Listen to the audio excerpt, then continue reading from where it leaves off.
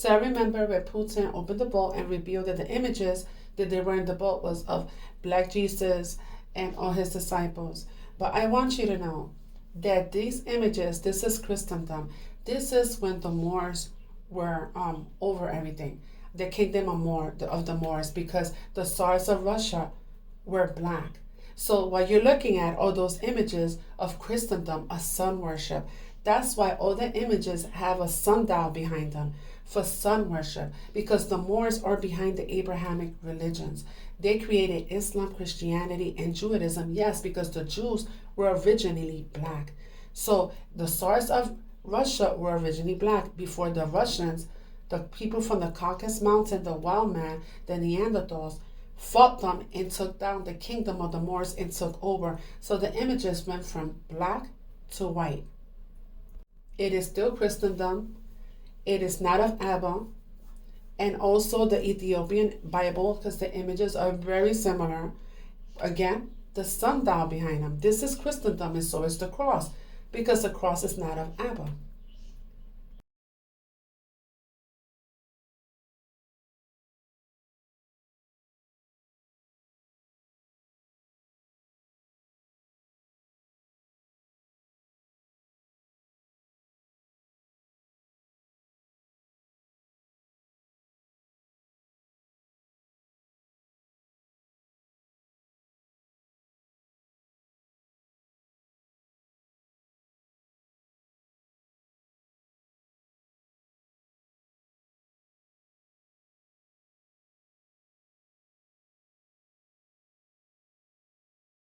Which person what happened at the end of World War One and what the Bolshevik Revolution was about, that had no idea that it was the Black Tsars that was removed out of Russia. Nicholas II, him right here, he was removed from power in the Bolsheviks revolution, and it was centered around the Balkans and the black nobility families of Italy, and the Kaiser that you see here, Wilhelm II of Germany, the last king of Prussia, and he was the son of Queen Victoria. Can you imagine? That was Queen Victoria, the real one, her son, and his sister was Victoria of Prussia, and she was in on the sleight of hand. Obviously, we know the history of Britain with the Black Vikings and Black Normans. We know about Black Saxons and stuff, but ultimately it was these black nobility families fighting each other. So you had the Habsburg family, Hohenzollern and stuff in Germany, Austria and Hungary. After they killed the Archduke of Austria, Frederick III, that's when World War One kicked off, and they began moving these black nobility Germanic families from the Holy Roman Empire of the West, okay? And it was centered on Germany and France. William the Conqueror was a noble from the French black people. His surname was Conquerant. He weren't just a conqueror, they hided that. So we put in all this in these books for you about Louis the 14th, the 15th and the 16th, and Marie Antoinette, Leopold I and the Habsburg dynasty that was ruling in Austria and Hungary and Italy, the Venetian bloodlines, the Medici families. All of this we put into this book to make you understand. Now World War One is told to us in a false way, so we don't understand it was that war that they used to remove the black families once and for all.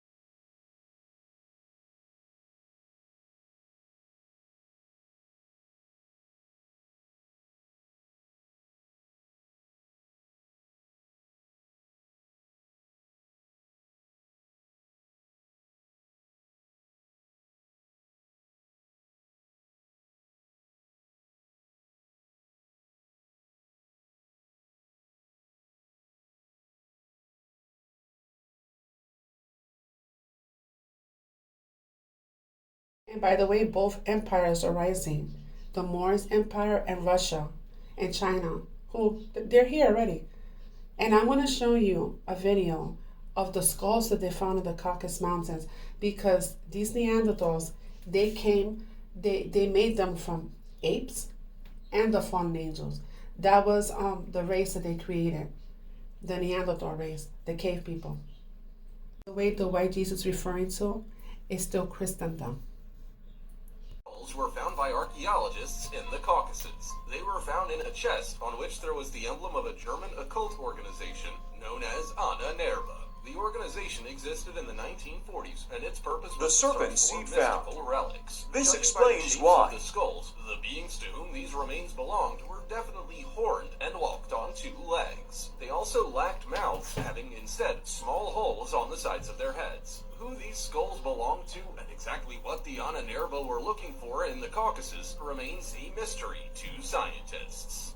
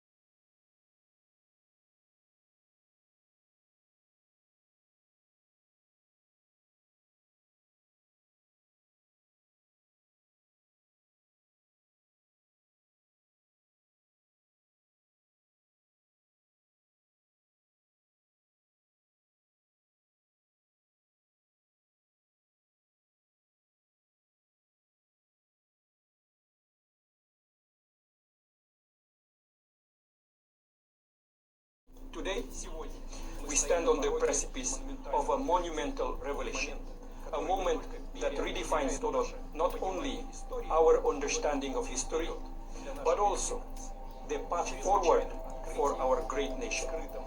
In an extraordinary discovery hidden beneath centuries of lore and legend, we have opened what can only be described as the oldest vault known to mankind. What we found within its ancient confines challenges the very fabric of our beliefs and heralds a new dawn for our country. Within this vault, we discovered figures of biblical proportions, characters that many have read about, debated, and revered. These figures, preserved against the sands of time, reveal a truth that is as profound as it is transformative. They are all black. This revelation, this undeniable truth, stands before us not as a contradiction to our faith, but as a testament to the diversity and unity that faith embodies.